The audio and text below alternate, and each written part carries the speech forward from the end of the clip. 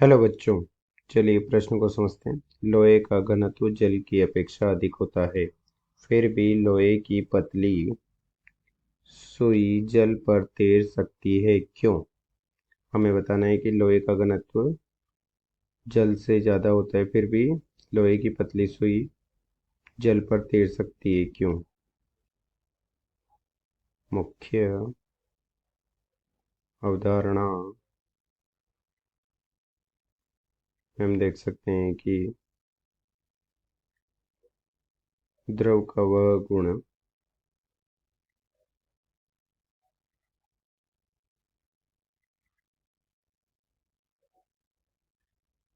जिसके कारण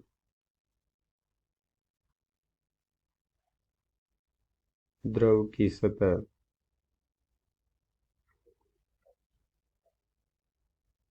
तनी हुई झिल्ली के समान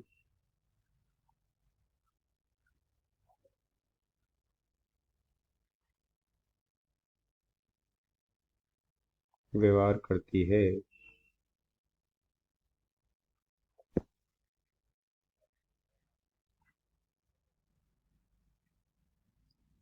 पृष्ठ तनाव कहलाता है।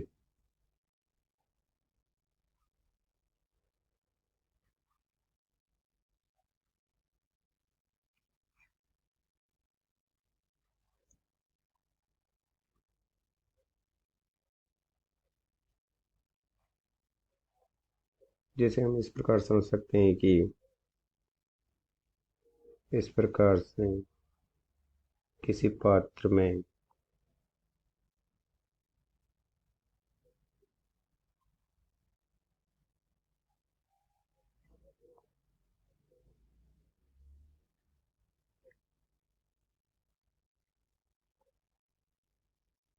कोई द्रव भरा है तो उसकी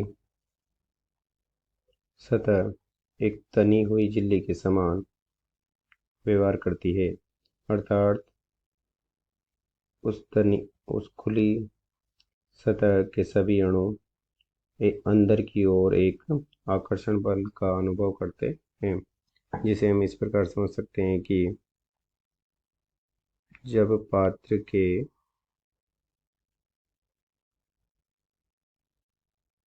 अंदर रखे द्रव के अंदर वाले अणु जो द्रव के अंदर हैं, उन पर सभी दिशाओं में समान रूप से आकर्षण बल लगता है, अतः वह कहीं भी जाने के लिए स्वतंत्र होते हैं। परंतु खुली सतह के ऊपर रखे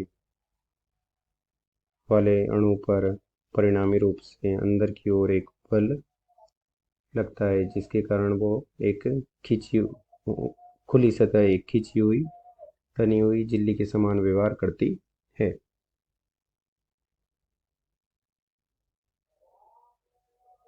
तथा हम देख सकते हैं कि किसी किसी द्रव पर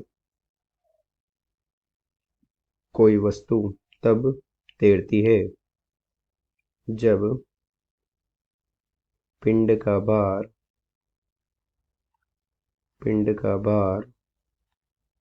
उत्प्लावन बल के बराबर हो जाता है, अर्थात पिंड का भार आयतन v, पिंड का घनत्व रो g बराबर उत्प्लावन बल अर्थात निकाले विस्थापित द्रव का भार v गुणा द्रव का आयतन रो तथा g। यहाँ से हम देख सकते हैं कि वस्तु तभी तैरती है जब पिंड का घनत्व तथा जल का घनत्व समान हो, अर्थात कोई भी वस्तु किसी भी द्रव पर तभी तैर पाएगी जब उसका घनत्व सिग्मा तथा पिंड का घनत्व रो समान हो।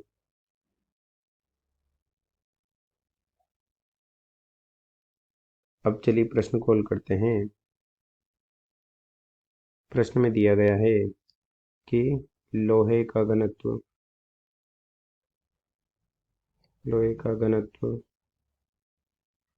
रो ज़्यादा है जल के घनत्व से, तथा फिर भी किसी पात्र में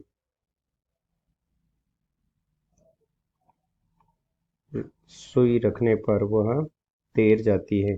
किसी पतली सुई को जब जल की सतह पर रखते हैं तो वो तैरने लग जाती है। ऐसा क्यों होता है? तो हम देख सकते हैं कि इस पात्र को जब हम अनुप्रस्थ सिरे से देखते हैं तो ये हमें इस प्रकार से दिखाई देती है।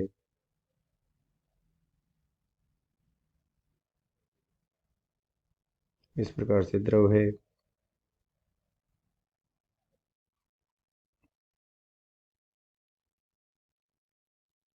तो हमें सुई इस प्रकार से मोटी दिखाई देगी, इस प्रकार से, तथा द्रव की खुली सतह पर सभी दिशाओं में इस प्रकार से एक काल्पनिक रेखा लंबाई के